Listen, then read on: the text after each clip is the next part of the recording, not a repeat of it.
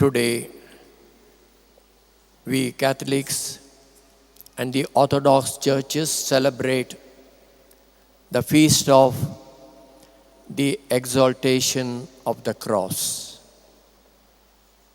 What do we celebrate? Is it a relic? Surely not. Unfortunately, the Catholic Church has a duality. In one side, we say Jesus is our Lord, our center, our focus. And on the other side, our focus goes on saints, their relics, expositions, medals, and so on. So today, what do we celebrate? We celebrate love of God, which we heard in today's gospel reading. Gospel of John, chapter 3, especially verses 16 to 17. The God's love is summarized there. God so loved the world that He sent His only Son, that whoever believes in Him shall not perish, but have eternal life. And further, John says, God sent His Son into the world not to condemn the world, but the world might be saved through Him, Jesus. So our focus of our Christian spirituality should be Christocentric, Christ-centered, and not on the periphery. On the nuptial mass, before, during, and afterwards, the focus of the bridegroom should be on the bride, not on the bridesmaid. They may be beautiful, they may be lovely ones, they may be very attractive. Then what will happen? Instead of loving his bride, his heart will be divided, one side with the bride, another side with the bridegrooms. A divided heart. Is that expected of a loving bridegroom? Surely not.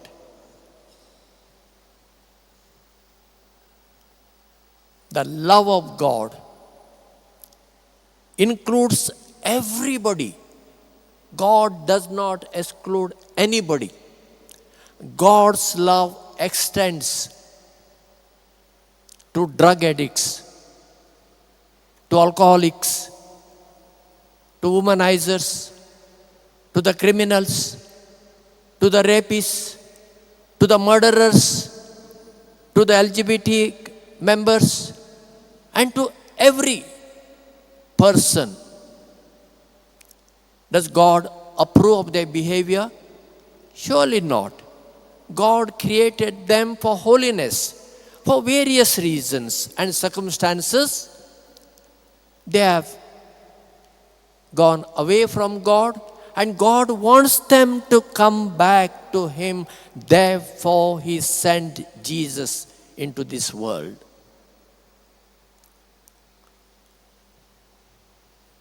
The love of God, which was manifested through Jesus, gives us the picture of God's love, its length, its breadth, its height, and its depth. Saint Augustine says, God loves each one of us as if there was only one of us in this world. God loves each one of us in a unique way, not as a group. And how it is possible? It is not possible for us as human beings. But God being infinite, it is possible for Him to love each one of us. Therefore, in that parable of the lost sheep, why did that shepherd left 99 and went after that one. Because for that shepherd, that one sheep matters. It is part of his life. It is not just an animal. It is his friend. It is his child.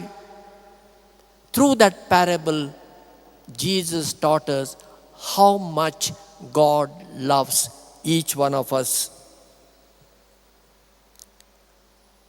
Saint Paul, in his second letter to the Corinthians, says, "For our sake, he made him to be sin who knew no sin."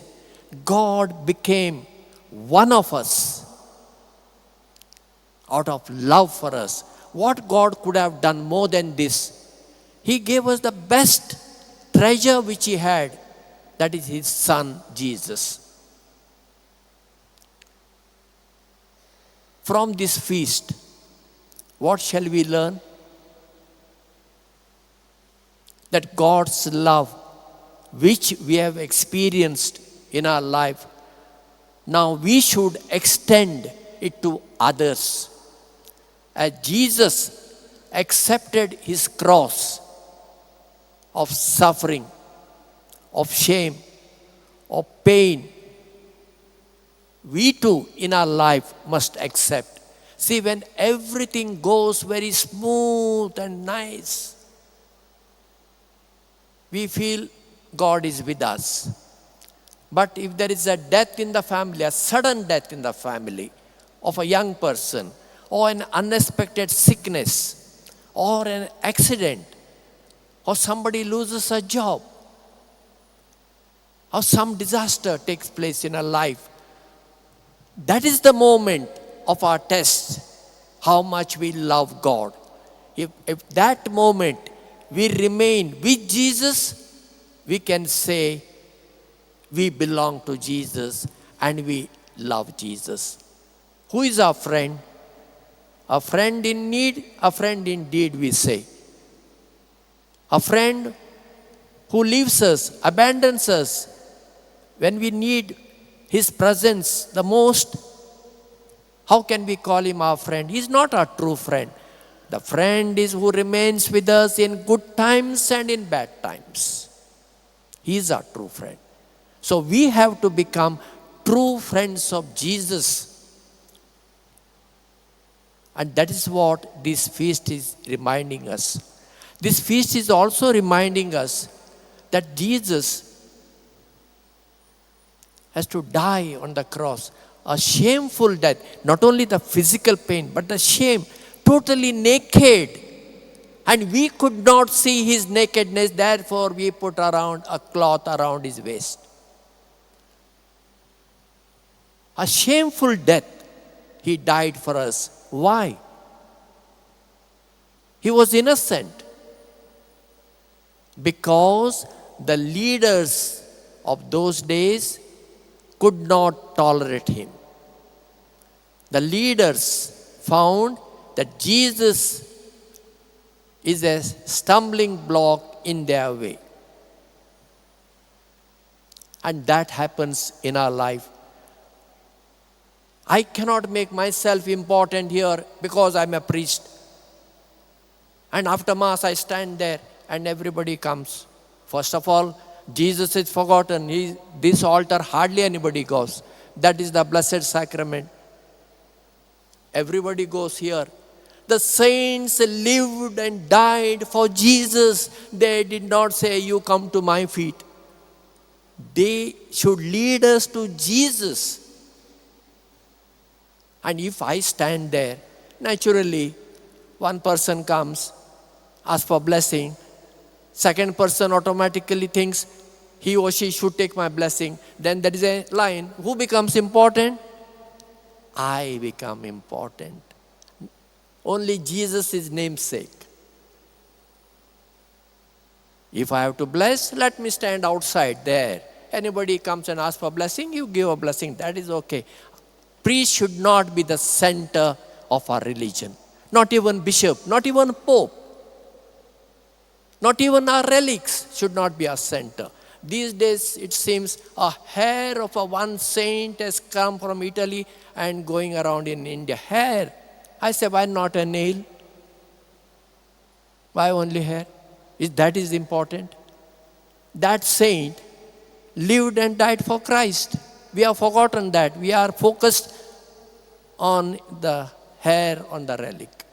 This is the tragedy of our Catholic religion. In that sense, I fully agree and congratulate our Protestant brethren and the other Christian. For them, the focus is Jesus. The focus is Bible, the Word of God. Of course, we must respect also our tradition, surely. But tradition cannot overrule Jesus. Tradition should follow the teaching of Jesus, not the other way around. So as we celebrate this feast, let us once again reorient ourselves. If we have gone away from Jesus, let us come back to the center and not to the peripheries. Let us ask for this grace, and we, Jesus, who died and rose for us, may grant us this grace.